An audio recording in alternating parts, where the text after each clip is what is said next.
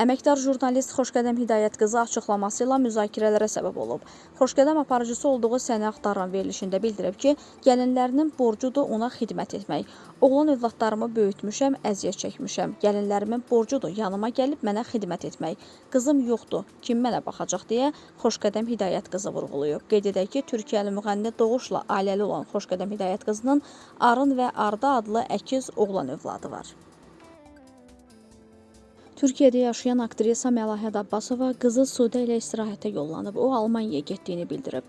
Məlahət Abbasova Sude ilə Berlində çəkdirdiyi fotolarını izləyiciləri ilə bölüşüb. Qeyd edək ki, Məlahət Abbasovanın qızı Avstriyada yaşayır və Mozart Akademiyasında təhsil alır.